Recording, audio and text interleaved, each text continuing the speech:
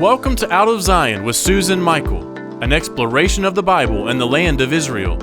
From ancient biblical sites to the story behind the stories, join Susan on a journey through the most exciting book on the planet. Hit the subscribe button for future episodes, which will deepen your faith and bring the Bible to life. And now, here's our host, Susan Michael. Well, hey there. Welcome to the 3D Jesus series. We're part 5 today. We're going to be talking about Jesus Goes to Jerusalem. Now, next week, we're also going to be talking about Jesus in Jerusalem, but it's going to be focused on the last week of his life, the time that he spent there.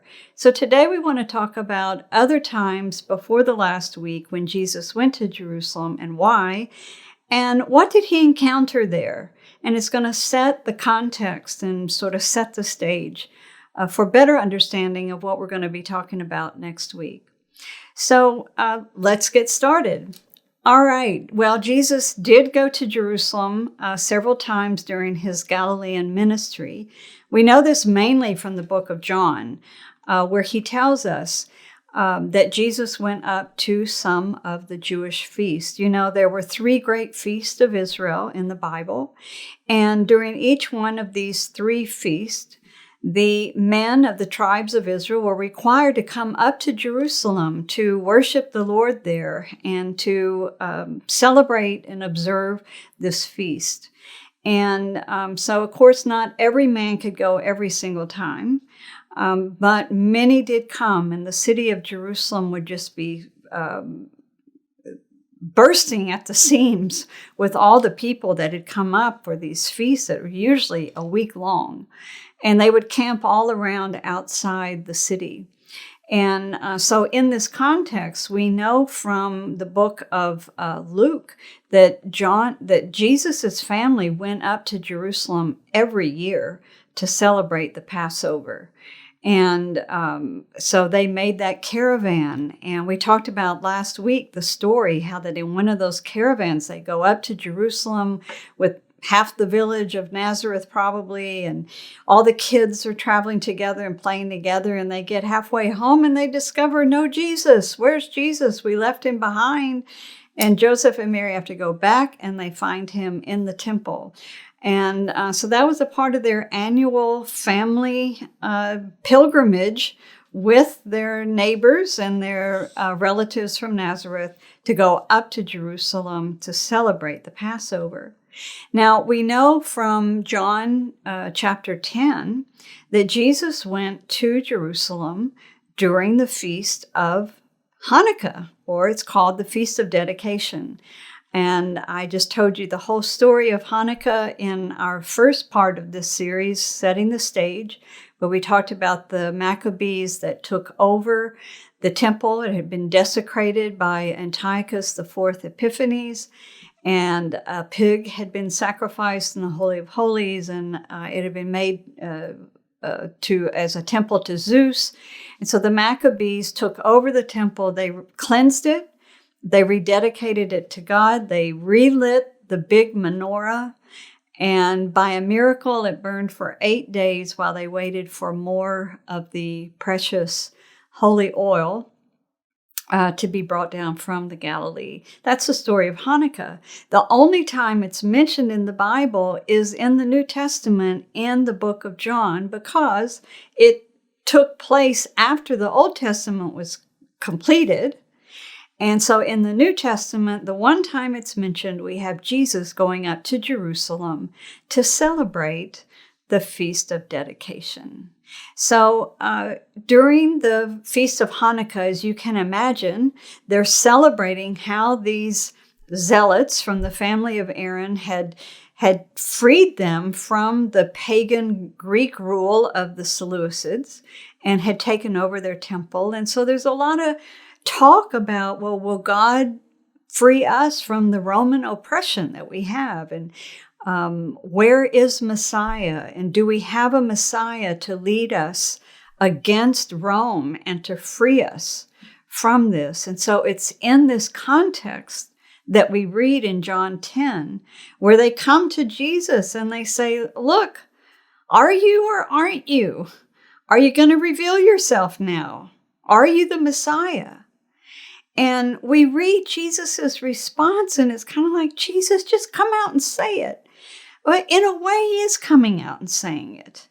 But in a way, he's saying, he's not wanting to get caught up in a zealot rebellion against Rome. And he's looking for those that have the heart to follow after what he's presenting to them that is God's will for them. It's a heart matter, and it's those that really want to know the truth and that want to obey it and that want to be righteous. They're the ones that are going to hear him. They're the ones that are going to see his miracles and follow him. So he tells them, he says, look, if you haven't believed my works, you're not going to believe me. And so it's in this context there in the Feast of Hanukkah. You can read the whole passage there and his go back and forth. In the end, he says, I and the Father are one. And they try to stone him then for blasphemy. They're looking for a political Messiah to free them from Rome. They're not looking for someone to claim to be divine. So that's how that kind of ended.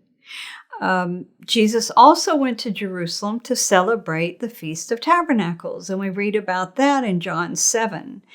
And John 7 is followed, of course, by 8 and 9 and 10, and it's a whole series of things that happened either during the Feast of Tabernacles or right after it. It's very interesting. I'm not going to give a teaching on this. I'm not going to go into it in detail.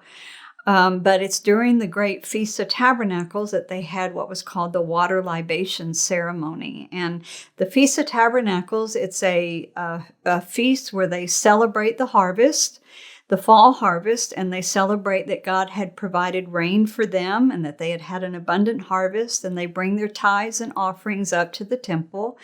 But they also begin to pray for rain for the coming year because it's a very arid part of the world, and they had to have God's blessing in the form of rain for there to be crops. And so the water libation ceremony played upon this importance of water.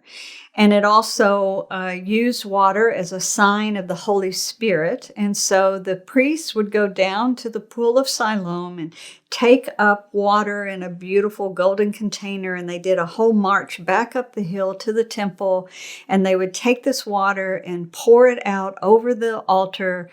And it was signifying God's not just provision of rain, but actually his presence and his pouring out of the Holy Spirit over his people.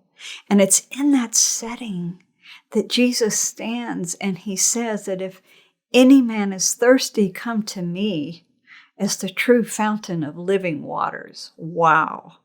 You and I read it and we're like, why is he saying that? He's saying it in this context of this whole ceremony. Everybody around him knew what he was saying. Another interesting thing is that, of course, during the great feast, they had not just the menorah lit that burned all the time, but all kinds of menorahs all around the temple complex lit. The light shone from there throughout all of Jerusalem. It was such full of light during this festival. And it's within that context that Jesus stands and says that he's the light of the world. So as you understand these feasts and these settings, you understand better some of the things that Jesus was saying and doing. But he always ended up in an argument. And so this is one of the things that I want to talk about in a minute. During the feast, he ends up in an argument with the priest and the Pharisees. It goes on. It gets quite heated.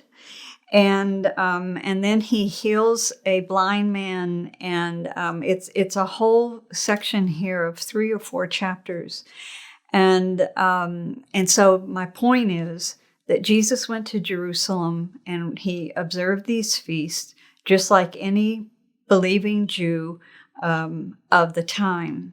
Now, he also went up for Passover, but we're going to talk about that next week because Passover occurs during that last week of his time in Jerusalem. It has great special significance. And so we're going to save that conversation for next week. But now let's talk about Jesus at the temple. He comes up as a religious Jewish man to fulfill the feast, to come before the Lord there in the tabernacle, in the temple. They have the sacrifices, they have these ceremonies going on, they have many prayers, they're reciting the scriptures. He knows exactly what to expect. They do this every year, and he's there. But as I said, he usually ended up then in conversation, which easily led into argument.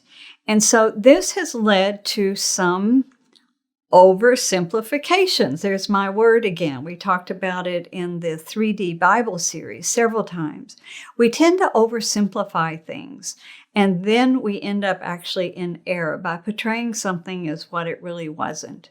To understand these arguments and the confrontations that Jesus would end up in, we first need to discuss some of these factions that were there in Jerusalem. I mean, they were throughout the land also, but in Jerusalem, they're all there. It's crowded, it's tight, they're rubbing shoulders with each other, they're hearing each other, they get into conversation.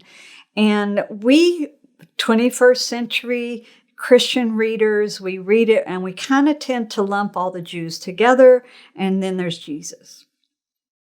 That's what we can't do. So I want to go through some of the different factions that were there so that you can understand. And next week, you'll especially understand some of what took place in that final week in the life of Jesus. So first, we have the Sadducees. The Sadducees were the priestly class. They were wealthy. They were educated. They were aristocrats. They were affluent. They were very powerful because they made up of the 71 members of the Sanhedrin, which was the governing body for the Jewish world. These were the Sadducees.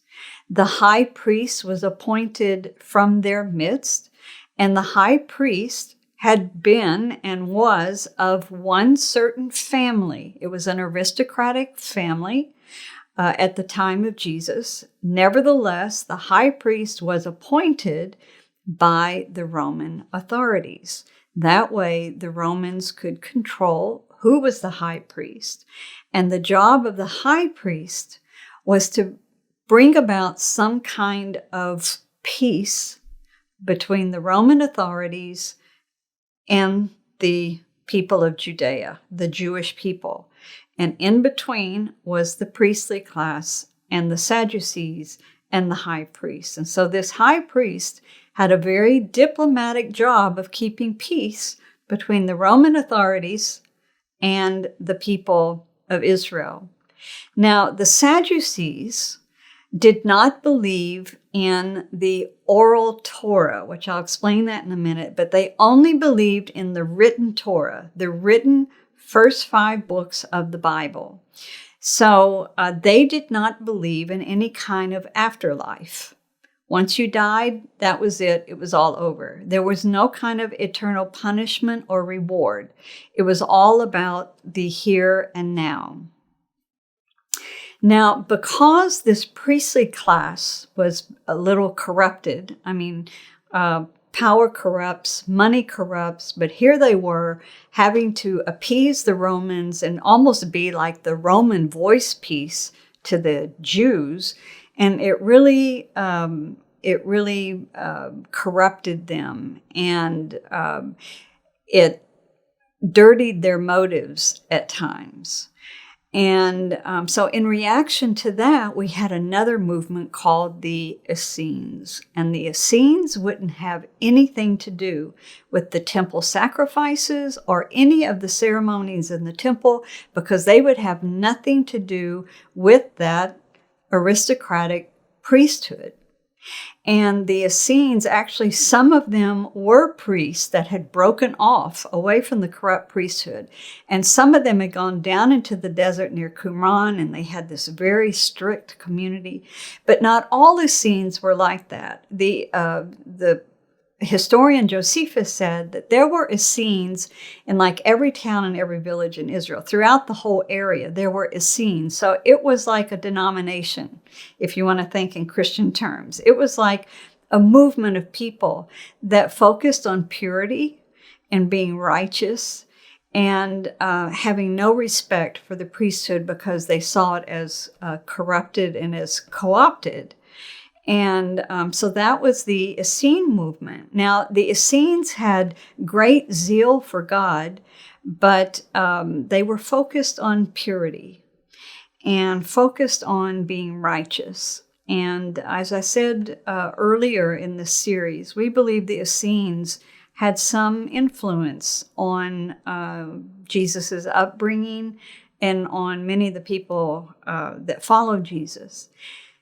Now, then there were the Zealots. They also had great zeal for God, and they didn't have a respect for the corrupted priesthood, but they wanted to fight. They wanted to have an uprising and to fight the Romans and to free the Jewish people of Roman rule. So the Romans were very, very afraid of the Zealots, and the other movements, the Sadducees, the Pharisees, the Essenes, they were all worried about the Zealots because at any moment the Zealots could bring about some kind of uprising, and we all know that the Romans would stomp it out in a minute, and it would be very, very bad for the Jewish people.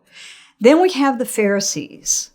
The Pharisees were also zealous for God, but they were not of the priesthood. They were not of the Sadducees. First of all, they disagreed with the Sadducees, but the Pharisees, their focus was on the Torah and teaching the law of God, the Torah, the first 5 books of the Bible. But alongside the written Torah, they also had an oral Torah. It was the oral traditions of the leaders and the rabbis that had been carried down alongside the written Torah.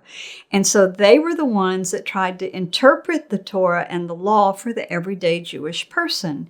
And so they're telling them, well, in order to observe the Sabbath, you can't do this, you can't do that, you need to be careful of this, or you need to be careful of that. And they were down at the everyday level of the everyday person, and they were also throughout the country. But they believed in this oral tradition and this, you could say, elaboration of the law. And the Sadducees didn't go for that. The high priest and the priests there in Jerusalem, they disagreed with the Pharisees very much on this particular point about the oral law. So in addition to these religious groups, Sadducees, Pharisees, Essenes, Zealots, then you have other divisions like the Judean Jews versus the Galilean Jews. And the Judean Jews really looked down on the Galilean Jews. And at times in the New Testament, you'll read where it says that the Jews did this or that the Jews will do that. And you're like, but wait a minute, they're all Jews. And we think it's a translation issue, that it's actually talking about the Judeans. The Judeans were opposed to the Galilean Jews. And interesting enough that, the saying, like, can anything good come out of Nazareth?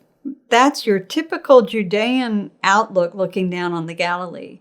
But in all reality, many of the famous rabbis of the time of Jesus, of that era, all came from the Galilee.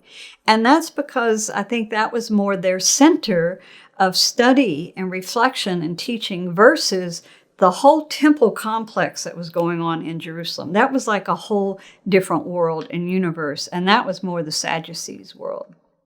So now, within this array of divisions and arguments amongst each other, we have the role of rabbi, and I want to talk about it for a minute. Rabbis were teachers of the law. Most of the rabbis, I think, probably came from the party of what we call the Pharisees. And most Jewish scholars, which recognize that Jesus was most definitely a rabbi, he was addressed as rabbi, his disciples called him rabbi, but he was a teacher and he functioned like a rabbi. But they also recognized Jesus was a Pharisee in terms of his theology. And a lot of times in the Christian world, we have this negative view of Pharisees because of Jesus's arguments with the Pharisees. But Jesus actually probably was a Pharisee. So, and there's one scripture in Matthew where he actually tells his disciples, it's in Matthew 23, where he tells them, do as they say, but not as they do. So in other words, obey the teaching of the Pharisees. Just don't obey what they do because they're not living it. So his beef with the Pharisees was how they lived. It wasn't actually in what they were teaching or in the law of Moses. I'll come back to that in just a minute. A rabbi was not like today what we would call a priest or a pastor, or even a rabbi today. A rabbi today is an ordained official, like a pastor. They can do marriages and funerals, and it's an official position. In the time of Jesus, a rabbi really was just an everyday designation of a teacher. And Jesus taught. He had disciples. Jesus had disciples, but all rabbis at the times of Jesus gathered around them disciples, and there were certain expectations of their disciples. Their disciples would memorize everything that their teacher said. The disciples would try to imitate the lifestyle that they saw their rabbi living. They followed him. They ate with him. They lived with him. It was very close contact, and it was a teaching by example. And that's exactly what we read about Jesus doing in the Gospels with his disciples. But you need to know that's how every rabbi was with their disciples. And the disciples this was a high honor to be invited to be a disciple of a rabbi. And in return, you were to leave your home and your family and your livelihood, and you were to put everything into following and learning from this rabbi. And it was an honor to be given that opportunity. So when we see the disciples of Jesus doing that, we understand that was the way it was between rabbi and disciple. Now, Jesus, we're told in the Gospels that Jesus taught in all the synagogues in the area there in the Galilee. So this means that not only was Jesus a rabbi, he was a very learned man. To be able to go in and speak and to be accepted as a speaker meant that he was very learned, and also that he was totally observant of the law of Moses. Jesus was totally observant. He kept Sabbath. He kept all of the eating and the dietary laws. He wore the garments with the tassels on them as any religious Jew of the time would have. He was totally observant, or he would have never been accepted into the synagogues, nor would he have been called rabbi. It's very clear to understand. He was a totally observant, Orthodox Jewish rabbi of the time. Jesus never questioned the law of Moses. He actually lived in total obedience to it. What he questioned was how that the Pharisees had added on to it in their interpretation and in ways that contradicted the actual heart of the law. That's what he argued about with the Pharisees. So I want to talk a minute about Torah and about law, because in the New Testament, the word Torah is translated law. And in our Christian sermons and teachings and all, we give law a very, very negative treatment. Once again, I think it's an oversimplification, but we see law is negative, grace is good, right? Law is legalism, grace is freeing. Okay, I agree, but it's also an oversimplification of what we have here in the law of Moses, because Torah in Hebrew with the Jewish people is actually interpreted teaching or instruction. They see the law as being instructive, and it surely is. In the law, God was revealing his character. He was revealing how holy and righteous he is and what he required of his people in order to live in fellowship with him and enjoy his blessings. That's what the law is all about. And then he tells them, do this and don't do that, because he's instructing them how to stay in his presence, how to live righteously so that they can live in fellowship with him. Now, the Pharisees came along and they said, okay, but how do you really obey a law? So I'll give you an example about observing the Sabbath. The law says that they were to rest on the Sabbath and to not work. Well, how do you do that? How do you work? So let me just ask you, if God were to say to you, okay, on the seventh day, you're to rest, I don't want you to work. Well, what does that mean to you? Well, for those of you that work out in society in a paid job, you would say, well, that means I'm not supposed to do anything that makes money on that day. I'm to not go to my work or go about my work. If I own a business, I'm not to do that. That's my work. Well, for someone that might work in the home, raising children, feeding the family, cleaning the home, what does work mean to them? It's not at all about money. So then you need a rabbi to help you determine, well, what's work? Because I got to feed my family. We need to eat. So what is actually considered work in this situation? And that's where the Pharisees would come in and they'd say, well, it's this and it's not that. And therefore you can't do this, but you can do that. A very, very interesting little tidbit I'll give you is that in Hebrew, the word actually means that you're not to create. Now remember, this law was first given about Sabbath. It was first given not to Moses, but in the creation story. And it says that God created the earth in 6 days, and on the seventh day he rested. So in the law, you're not supposed to create on the seventh day. So what does that mean? What do you create? And that means, well, you're not supposed to create any fire, and therefore you can't start a fire.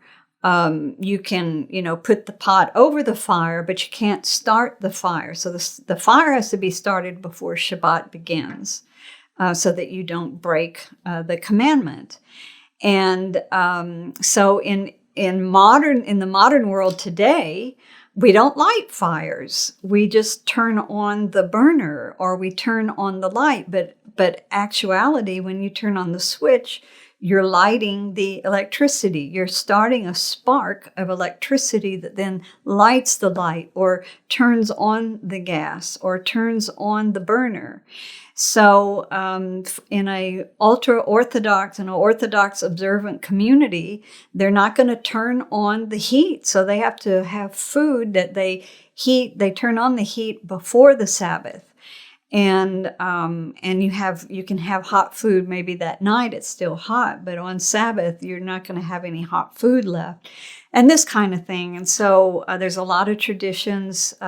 If you get in the elevator, you can't push the button to go to your floor because that's igniting, that's starting a fire. It's starting a spark that leads to the choice of your floor. You can ride the elevator, but you got to get off on the floor with the other people and then maybe walk down the stairs to get to your floor. All these little things. This is where the Pharisees came in. They had to help the everyday person determine what actually constitutes violating that law, because I don't want to break the Torah. Well, there's a very famous Jewish practice called building a fence around the Torah, and that's what the Pharisees would do. They'd say, well, this law says don't create on the Sabbath.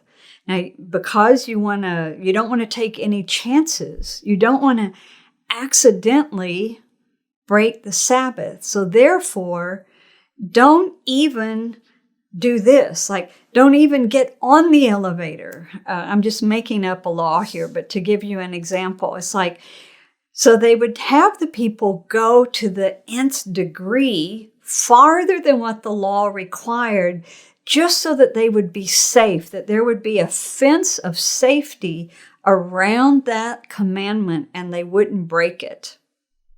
Jesus did the same thing in the Sermon on the Mount. He said, "You've heard it said, but I say to you," and then he gave them a fence around the Torah that was all related on the heart. Jesus also taught in parables. Parables have two roles. One is they teach a concept into a simple everyday term by using an everyday story, something that happened on the farm, some picture that everybody's very familiar with to teach a lesson. Parables also sometimes concealed what he was really trying to say, because Jesus wasn't about starting a revolution against Rome. He wasn't trying to start a movement as a Messiah.